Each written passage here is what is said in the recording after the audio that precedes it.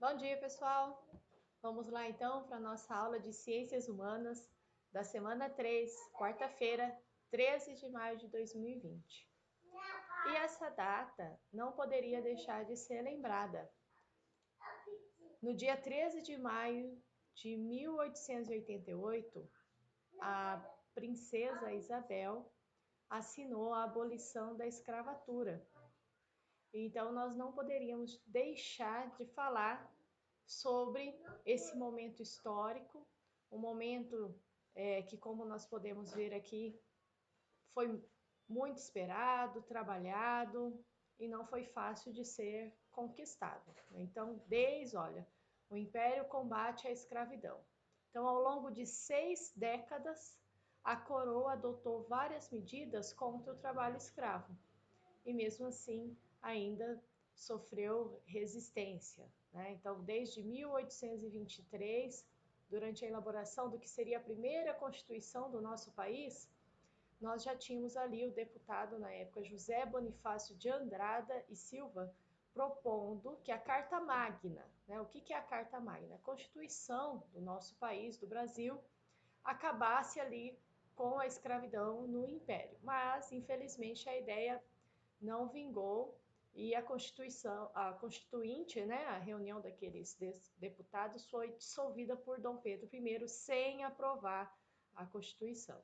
Depois nós tivemos ali em 1831 mais uma tentativa de eliminar o tráfico de escravos no nosso país, mas também foi infrutífera.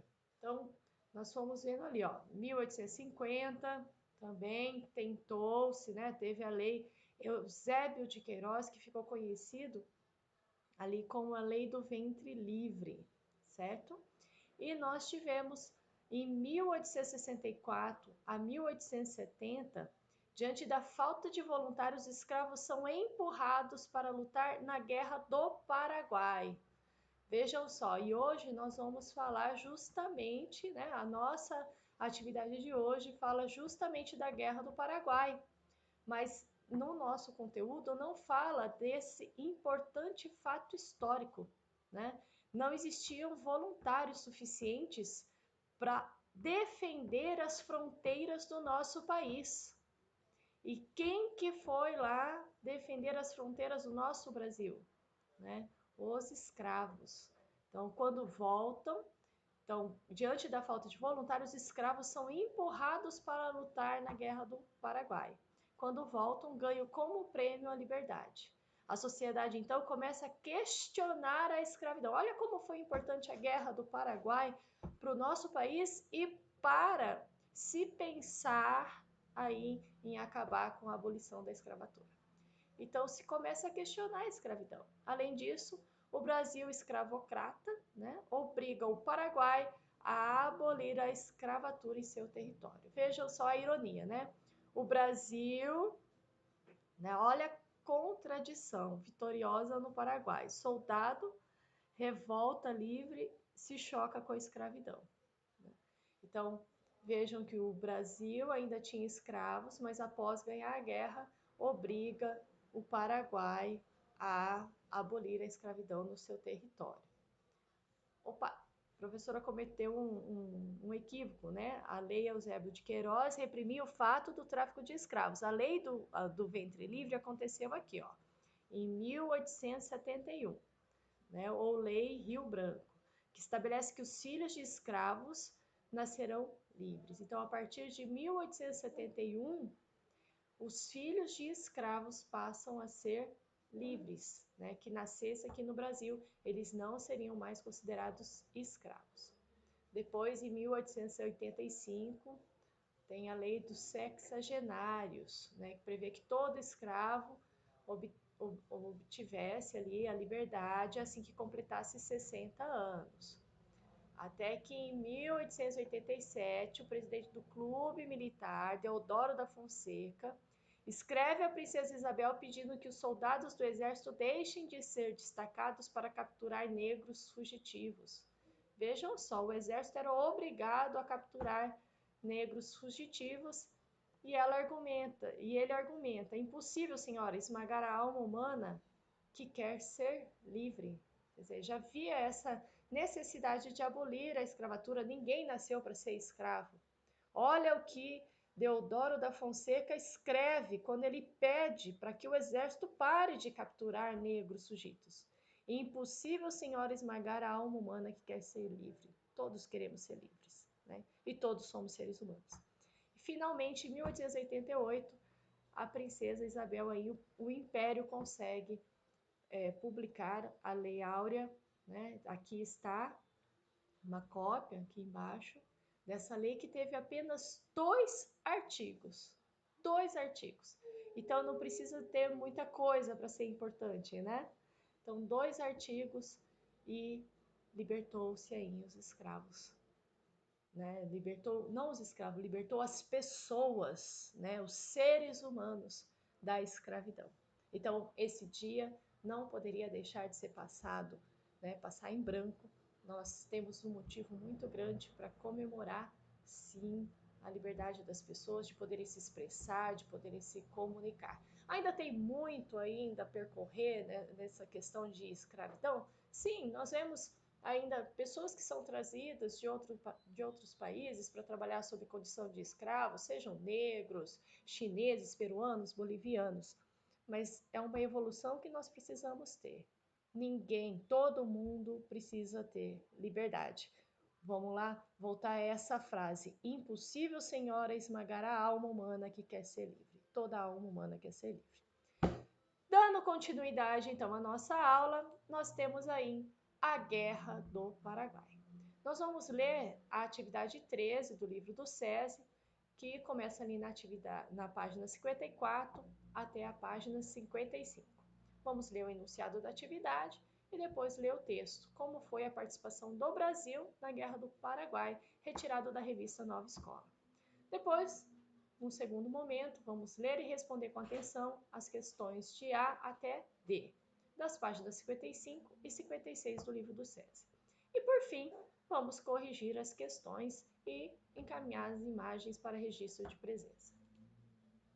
Como foi a participação do Brasil na Guerra do Paraguai? Vocês viram, né, que a gente olhando aqui no mapa, o Paraguai faz fronteira com o nosso país aqui, né? Faz fronteira aqui com o Brasil, mas também com a Argentina, né? E com a Argentina também. E não faz fronteira com o Uruguai, não, né? Tá mais longe, mas faz fronteira com a Argentina e com o Brasil, Paraguai. E o que aconteceu ali? Quais foram os principais conflitos? Em 1864, o Brasil invade o Uruguai para afastar do poder o setor branco radical. Esse grupo convence o Paraguai de que os brasileiros iriam voltar-se contra a sua soberania. O exército paraguaio invade o Mato Grosso, olha lá no mapa, em 1864, e a província argentina de Corrientes, em 1865, iniciando a guerra.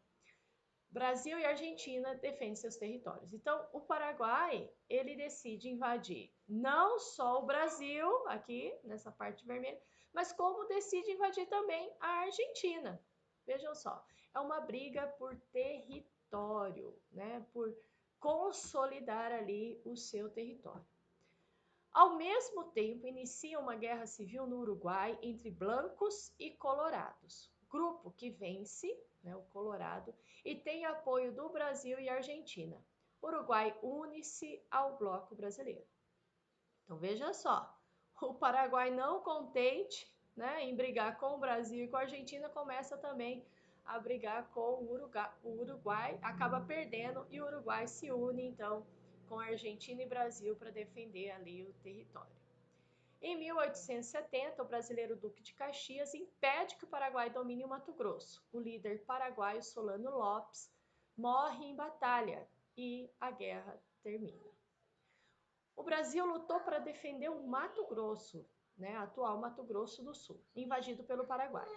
Para entender a guerra, porém, é essencial saber que estavam envolvidos 2 blocos de países. De um lado, Brasil e Argentina e a parte do Uruguai.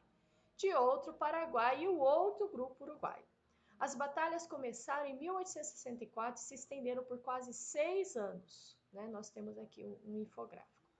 Os conflitos trouxeram grandes prejuízos ao Brasil no período de crescimento e aumento da exportação e das demandas por infraestrutura.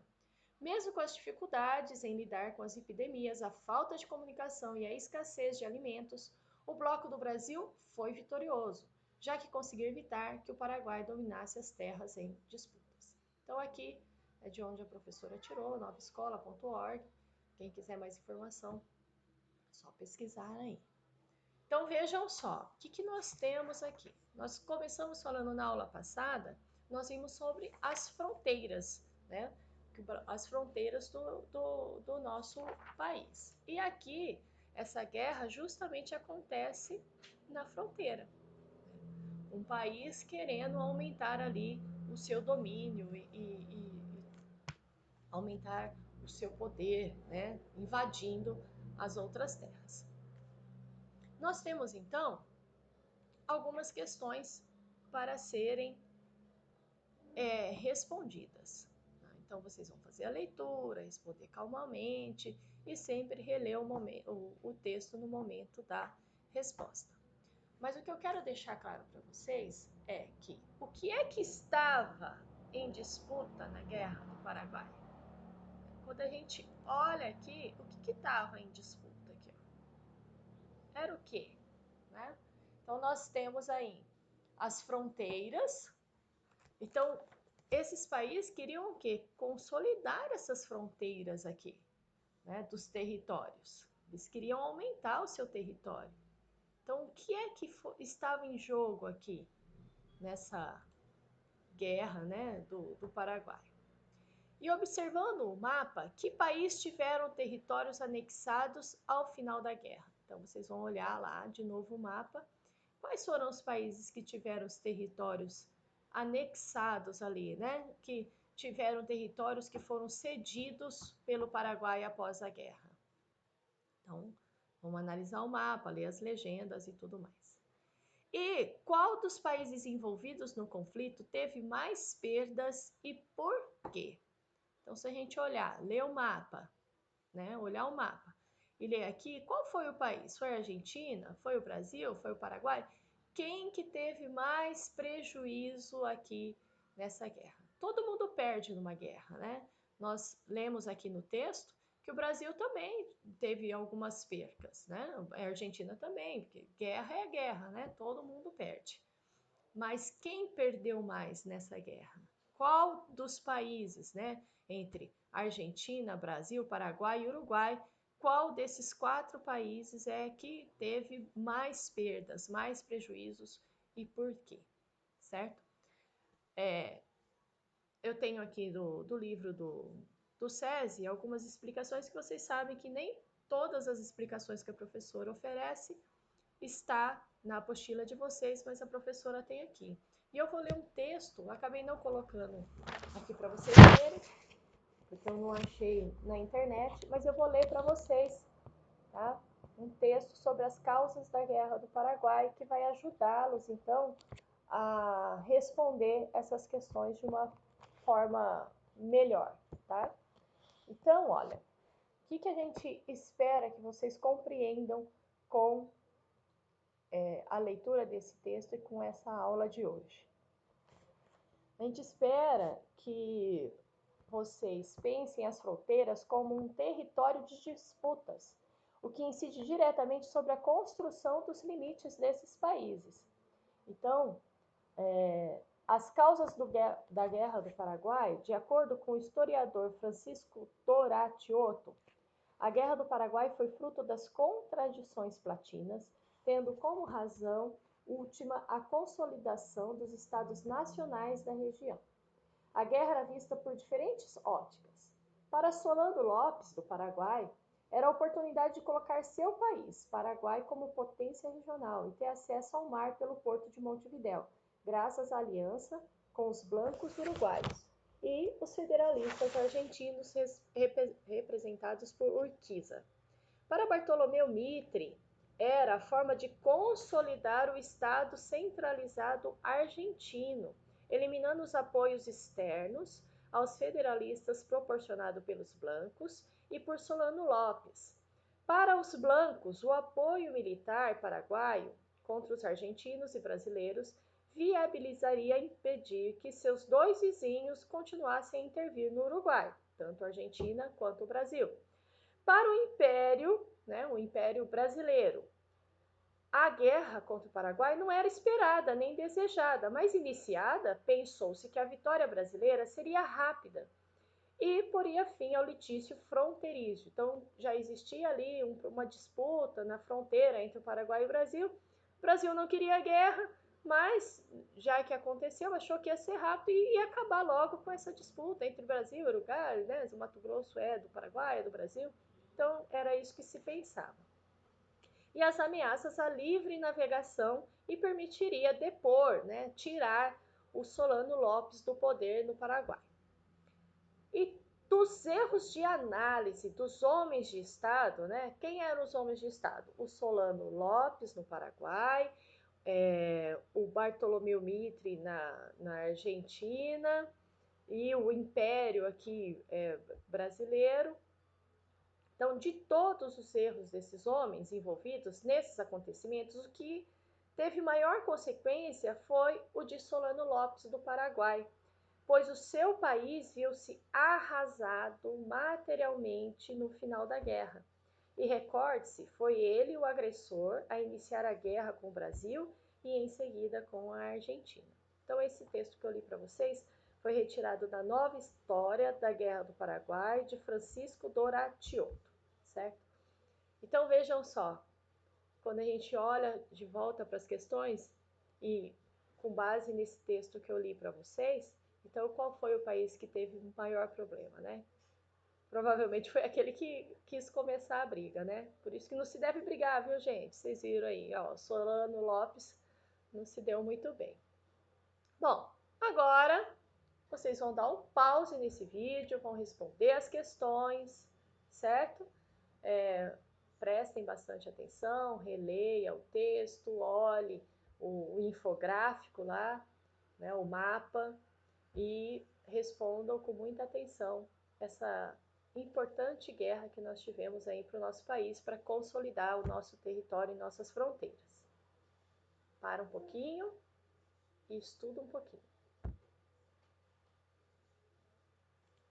Vamos para a correção? Então vamos lá. O que estava em disputa na Guerra do Paraguai? Então, as fronteiras estavam em jogo, ou seja, a consolidação do território dos respectivos países envolvidos no conflito. Então, o que estava em jogo ali, o que estava envolvido na disputa, era então as fronteiras, né? A consolidação do território dos países envolvidos, Brasil, Argentina e Paraguai.